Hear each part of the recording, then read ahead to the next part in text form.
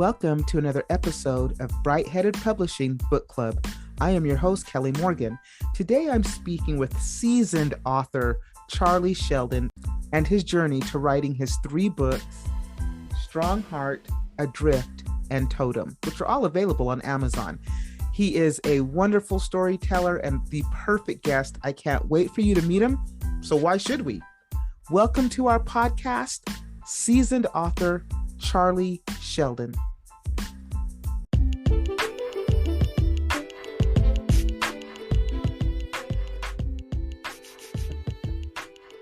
Charlie, thank you so much for coming on the podcast and being a member of the book club. Welcome.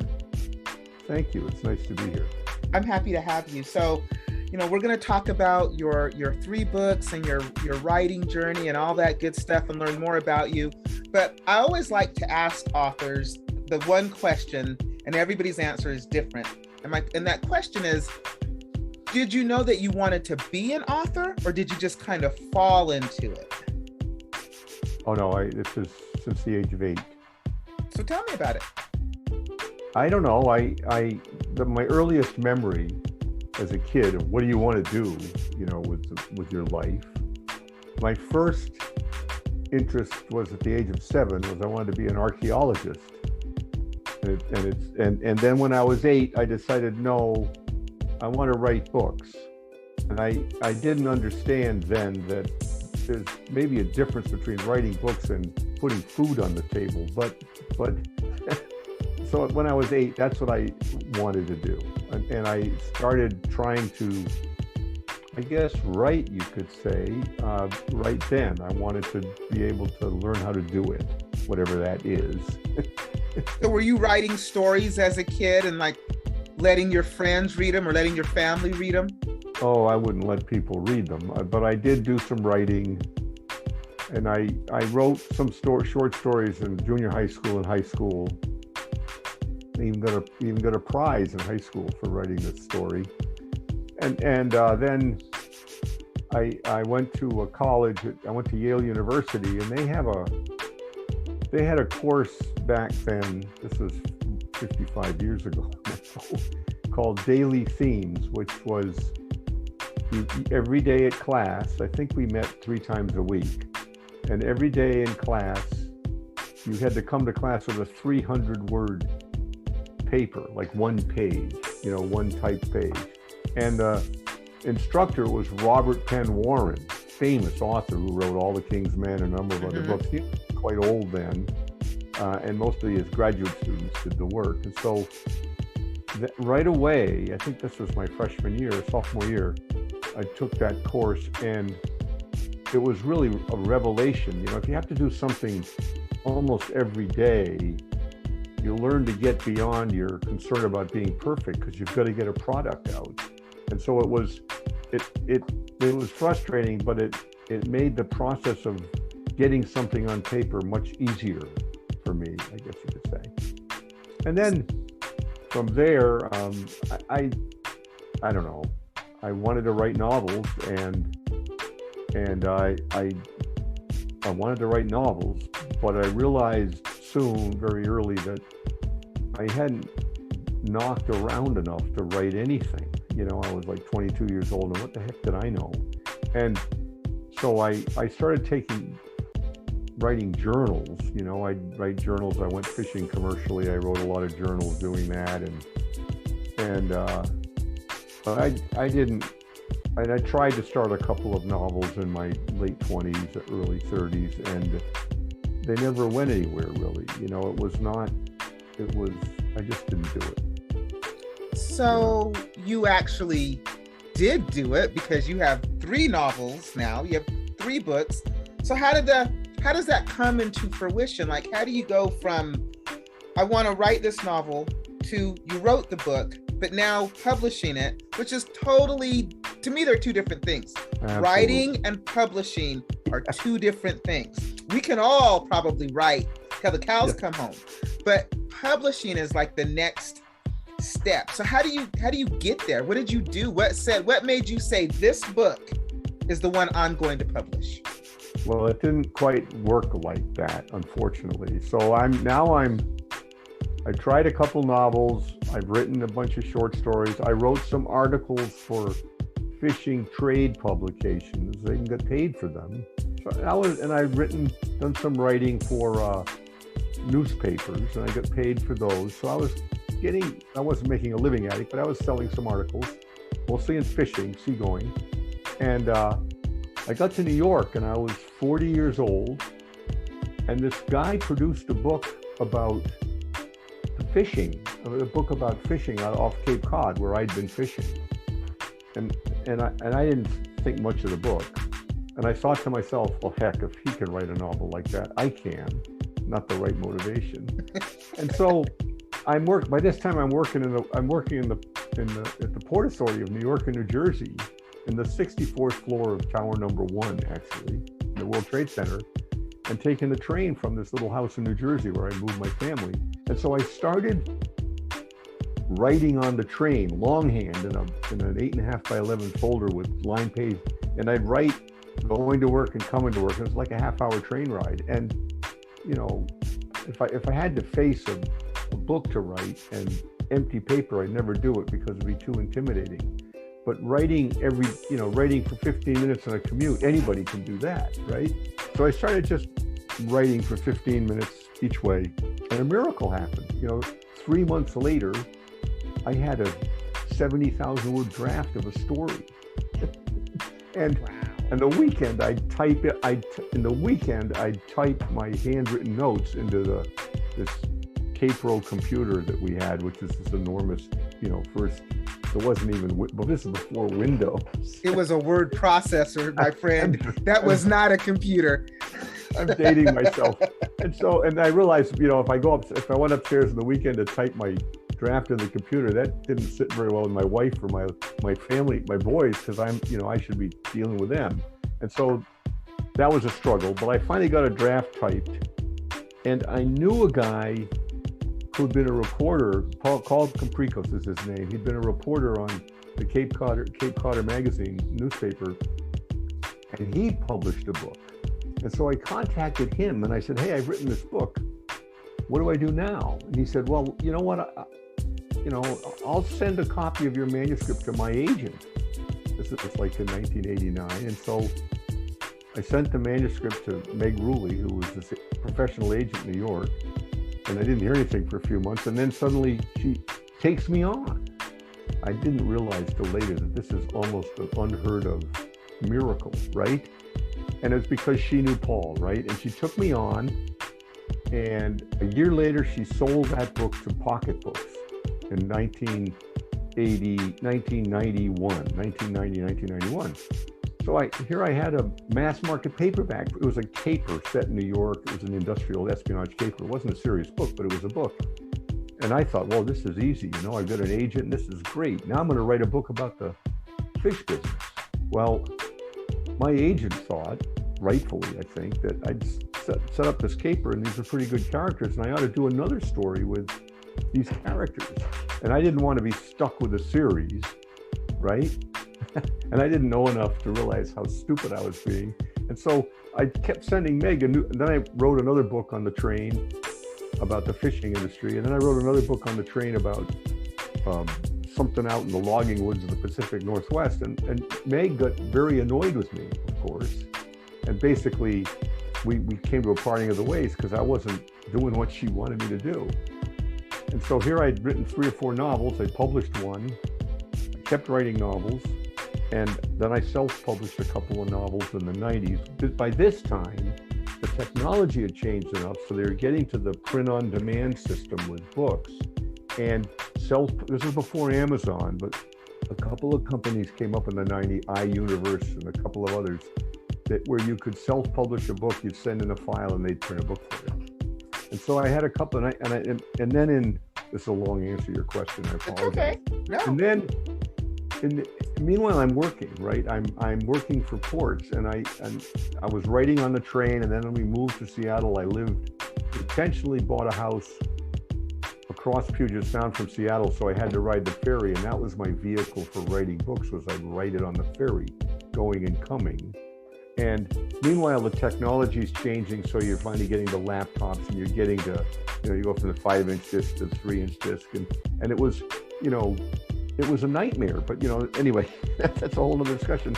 And so, but then I got this job. Finally, I rose in this organization to this position where I was in charge of the Seaport Division in the Port of Seattle. So I was in charge of the container terminals and the fishing harbors and the marinas, and it was a very political position and very intense, and I had to do a lot of traveling, and I was not well suited to it. I'm not a good executive because I just don't do that very well.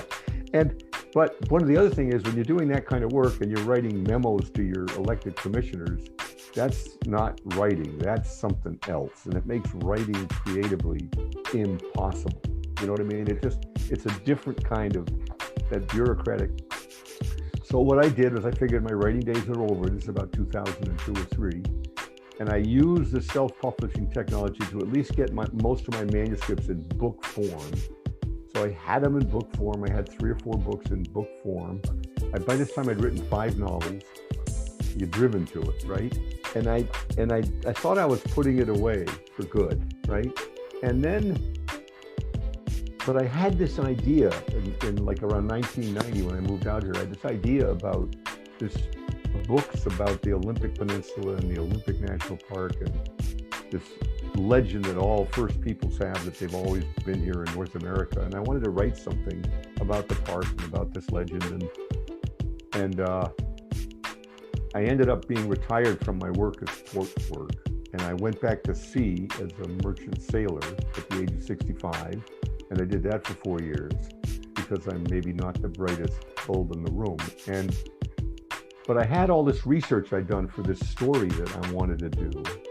And I thought I could write it on the ship, but there's no time on a ship. But in between gigs on the ships, you're home, right? And that's when I started writing these books that we talked about, the Strong Heart, Adrift, and Totem. But these books, these most recent books, I wanted to deal with some serious issues. I wanted to do it right. I wanted to do it carefully. I wanted to do the best I could do, rather than just finish a book. And so I wrote, but I didn't start I did 3 years of research, and in 2012, I was back at sea for a year on ships. And when I came back from my first 205-day trip on this container ship, right? My wife had been going to a construction management class at University of Washington, and I went to her graduation that spring. And who stands up to get a certificate but people who'd gone to this fiction writing course at the university? And I thought to myself, if I'm serious about wanting to do a book, I should take this course. It meets in the evenings, and I may have to miss the course because I go back to sea, but I can start. So I signed up for the course almost 9 years ago, or 8 years ago today, just about today. We had our first course at UW with my teacher, and it turns out that first class was when I actually started writing the first book, Strong Heart, in the class, and then I did it at home. I had a first draft in that book done within 3 months, but then it took a long time to work on it and get it right. So that was the first book, and I thought I was just going to do one, right? But this is even no, Charlie. You found yourself writing a series. Yeah, but here's why. I mean, I didn't think I was going to write a series, especially because I pissed off my agent because I didn't want to do a series, right? But years before. So when I wrote the first book, I had a frame for the book that I really liked and still like, and it was the frame that Joseph Conrad uses in the novel The Heart of Darkness. And in that frame, he has a number of men sitting on a boat, a pilot boat, waiting for the tide to turn before they can go out and meet the ship. And while they're in the pilot boat waiting for the tide to turn, this guy tells a story. And it's the story of Kurtz in Africa and Heart of Darkness. In my stories, Strong Heart, the original frame was this lifeboat crashes ashore in Haida Gwaii off Canada in the middle of the winter, and they're trapped, and they can't go for help for days, and everybody's going kind of stir crazy, and one of the guys decides to tell the story to everybody to keep them from going insane. And he tells this story, which is his first book, Strongheart, the story of this ornery girl and a grandfather she never knew and this magical adventure they have. And I entered that story in the Amazon novel contest in 2014 with, there's a big prize. And I got through a bunch, I got up to the quarterfinals, whatever that means. And then they didn't go further with me. And I thought, that's kind of a complicated storyline. The book's too long. So what I did was I stripped away the frame, the lifeboat crashing ashore, and I just told the story of the girl appearing at her grandfather's and the adventure they have. So right? Are all three books related to one another? They are, because the first book, I'd stripped away the frame stuff. Then I go on another job. I have another job in Cleveland, helping to set up a shipping business. This is in 2014. And I'm in Cleveland, and I have some time. So I start writing. I got all these chapters from the lifeboat crashing ashore. And I think, well, what happened to the ship? And why did these lifeboats crash ashore? And what happened then? So I wrote another book, which became Adrift, which used the stuff I'd stripped away from the first book, a few chapters, and became another whole story 4 months after the Strongheart story.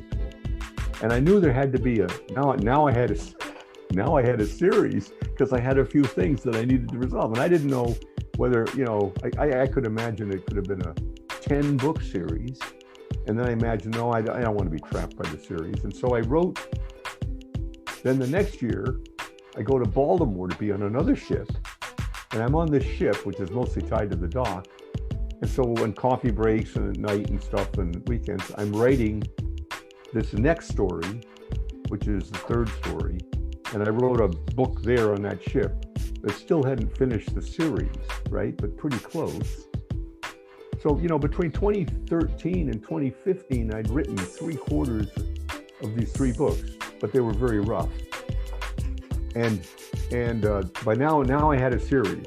And then I thought, I'm not selling that many copies, and, I don't want to, a few people wanted to, I thought, let's just try to wrap this up, because I didn't want to be trapped in the series. I wanted to I want to do a trilogy, I just wanted to have a set of books that are finished. And so the third book, which became Totem, was originally a 70,000 word story. And then I realized, no, I really need to finish this story. And then I in 2019, I wrote a 4th book to finish the story. And then I decided, let's combine these two into one grand final story, which is what this book is. It's twice as long as the other books. It's 130,000 words, and it wraps the series up. And so that's a very long answer. But Charlie, your journey is unique, is in that you've been at this for a long time. You've got a lot of books out there, right? You've published a lot. The last 3, Strongheart, Adrift, Totem, did you self-publish? No. What I did is the first book I did, Fat Chance, was published by Pocket Books. The next 3 books, Chasing Davy Jones, Guardian, and a book called Boomerang Heist, which I withdrew because the technology changed and it doesn't make sense anymore, were self-published, because I just wanted, and then when I took that writing class, I met a guy the first night of that writing class who'd been in the writing class the year before. He knew the teacher, and she introduced me to him. He started a publishing company. And I ended up, and I knew we'd started this publishing company, and just before I went down to, the last ship I was on was in Violet, Louisiana, on the Mississippi River. And before I go down to, I actually drove down to the ship from Seattle, which was interesting, but I gave Ethan the 3 books in they're a stack of paper, and I said, there's 3 books. If you want to publish these books, just take a look at the whole series. I know if you're not interested, but here they are. They were pretty rough then, and I didn't hear anything from him for a while. And then he writes a letter to me, and I'm on a ship in Seattle. This is almost before email, and it wasn't quite. And he says, I'd like to do these books.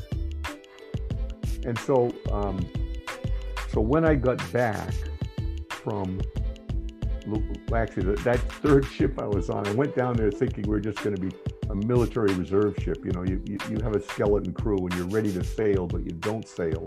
And you work every day just keeping the ship going. They take a lot of maintenance. But I get down there and I hear, I'm the bosun. I'm going to be the bosun on the ship, which is the guy in charge of the deck crew. And I get down there and the first thing the captain says to me is, well, we're leaving in 2 months for the shipyard up in New York. So, you know, we're going to sail up to New York. So get ready to do some work. So I'd driven down to the ship in Violet. I leave my car in Violet because I couldn't bring it on the ship. We take the ship from Violet up to New York and go into the shipyard. And I'm in the shipyard for a month and a half working on the ship. And then I fly down to Violet and get my car and drive home. And so after I got back from that, I met with this publisher guy, and that's when we started producing the books. Wow. You know? And of course, when I say this all sounds easy, but it isn't. For the way I work, when I start to write, I write every day, because otherwise the story fades away. And I write every day, and I'll have if I'm diligent, which I can be in spurts, not steadily. But when I'm doing a book, I'll do it, and that means that in 3 or 4 months, I have a rough draft of a full novel done, 90,000, 100,000 words. But it takes 3 years from that draft being finished to get it right, to cut away the stuff that doesn't need to be there, to move things around, to change some things, so that the first draft, as opposed to the final draft, it's roughly the same story, but they're very, very different in style and the way they look. And in these 3 books, so it became a series, but these 3 books, while it of course makes sense to read them 1, 2, 3 in sequence and time, they can be read independently, and then you can go back and read the others if you want to. So they're intentionally, and you know, the first book is set on the Olympic Peninsula and along the coast in this magical journey in one summer. Then the second book, Adrift, is when the ship catches fire and they abandon ship and these guys head up and Haida Gwaii and they need to survive 4 months later, right? It's really a sea story. But it's linked to some of the same characters, because one of the guys in the first book, William, who's a Haida Indian, who's a former fisherman, he's a merchant sailor, he's on the ship that catches fire. Ah, okay. He's the guy who told him all the strong art story. And you know, it's all about a story about survival. And then the third book is the following spring and summer, back in the park, when everything comes to a head with this mining company and these strange animals and mysteries out in the wilderness. And so they're separate standalone stories. They can be read independently, but it's best, of course, to read from the beginning on, because then you get the full depth of the backstory. And none of the books, for instance, have any summary of what happened in the previous book. There's none of that. You know, it's just this book, next book, next book. So you got the books out there. They're out and available. What's your how do you market them? Because I tend to find that most authors can do all of that. We can write, we can publish, get it on Amazon, Barnes and Noble, whatever. But how do you find readers?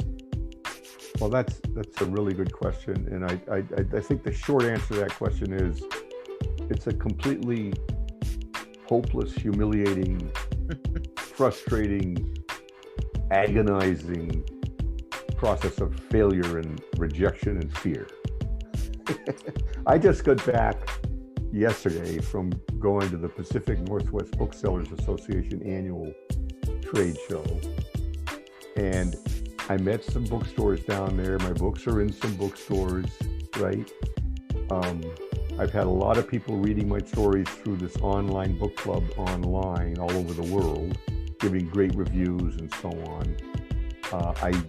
Before COVID, I was going around to retirement communities in the Pacific Northwest and doing readings and selling a lot of books at these readings. You know, I'd read and talk to them, and then they'd buy them for gifts for their grandchildren and stuff.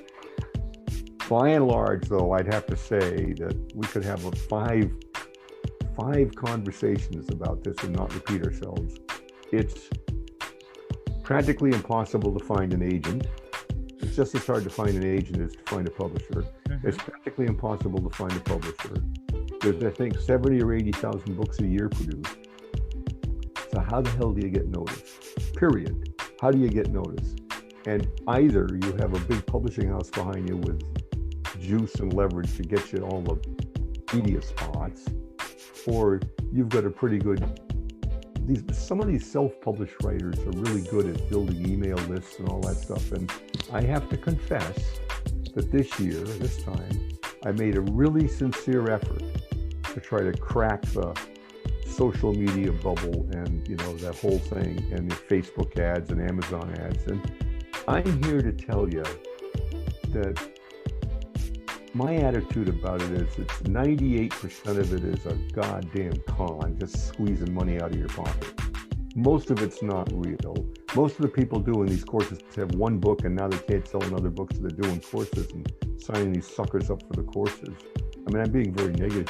I talked to, so I started doing podcasts, partly because I actually found these podcasts a lot of fun because I meet characters like you. It's just interesting. But part of it is that maybe there's some listeners in the podcast who otherwise I'd never, they might be interested. At least I just wanted to look, just take a look. But I talked to one company, one group that advertised, you know, we'll get you on national media. Yeah, so for how much? What was it going to cost you?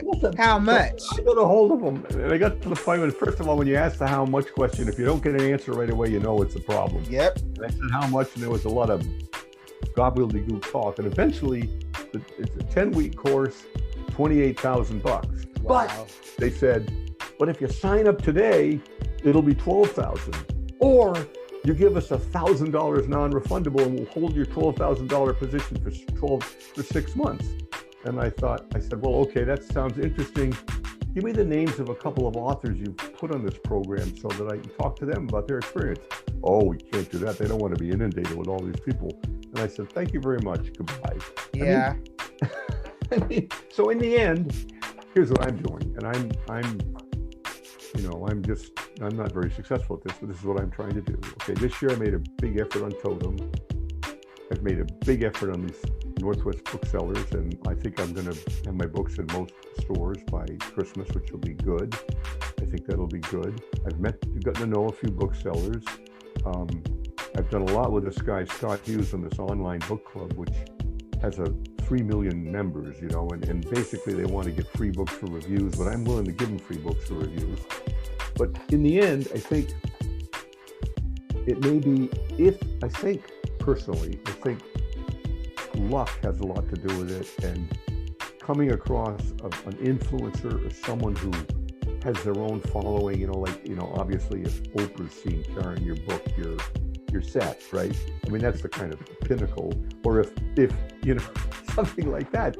But you can't predict that. All you can do is try to cast stones wherever you can cast stones and hope maybe it'll take off.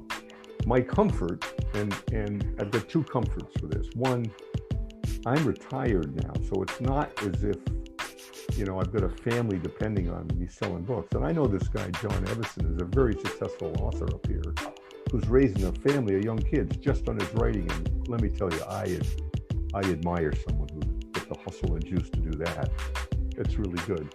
So I'm doing the best I can, right? If it works, it works. And the comfort I get from it, and it's a big comfort, is I do get lots of, when people read the books, mostly they really like them, right? And a lot of times people say, I couldn't put it down, I really loved it. And that's, what else can you ask for? You know, that is why I think most of us write, to entertain and to share, you know, the stories that are in our heads, right? And so that's why I like books. That's why I like movies. That's why I like to write. I think everybody who actually puts stuff on paper are born storytellers, good, bad, or indifferent. Charlie, you're a storyteller. I've got, I mean, part of the thesis in all of these books, I talked about this ancient legend that people have always been here, which of course contradicts all science. It says that modern humans arose in Africa or the Middle East. You know, there were anatomically modern humans for about 600,000 or 700,000 years, but they weren't burying people or leaving artwork, or though that's extending back. But something happened about 100,000 years ago when people started behaving like people today, rituals and artwork and so on. And so I did a lot of research on this, and I've got my own thesis about what might have happened. But part of the argument I was making is that I think it was the development of language and the ability to tell stories that made us not modern, because storytelling is the first way that people were able to transmit learning and culture generation to generation, and legends. And that's how lessons were taught, through the telling of stories. That's how the children were brought into the world and brought into understanding the world. And so what I try to do with these stories is, it's a bunch of stories about different periods in time, almost like people around a campfire telling stories to reveal how they became what they became. You know what I mean? I do. And the other thing I learned, and this is important, back to the book that I withdrew. I wrote a book in the 90s called The Boomerang Heist, and it was based on container shipping, because I used to work in the container shipping industry. And the idea was these guys hijacked this container ship, and everybody thinks it's an act of terror, but it's actually just a simple theft, where they figure out a way to rip off the value of all these containers. But the premise of the story was that the story was written before GPS became as widespread as it is today. And so the whole story depended on this technology of this kid figuring out where the containers might be. Today, everybody knows that's impossible because we know from satellites. So these stories that I wrote are partly set in the Olympic National Park or at sea, to get them away from whatever's current and modern technology, in hopes of making them a little more timeless. You know what I mean? It's not about iPhone X as opposed to iPhone Y. It's really about the human condition, which is permanent and forever. And you know what I mean? So, because I didn't want to write some stories that 3 years from now would be completely dated, right, from what's happened with technology. And they may be dated, who knows? Charlie, I really want to thank you for coming on the podcast and sharing your story. The books are Strong Heart, Adrift, and Totem. Hopefully, this podcast will help you reach. My goal is, if I can find one reader for your book, then I have done my job. And I thank you, because that's terrific. So that is the whole goal of the podcast, is to try to meet you, have you find readers and readers find you. So hopefully we've done that. I know I've enjoyed speaking with you. Thank you so much for joining me. Thanks a lot. I really appreciate it. Good luck to you. Thanks a lot.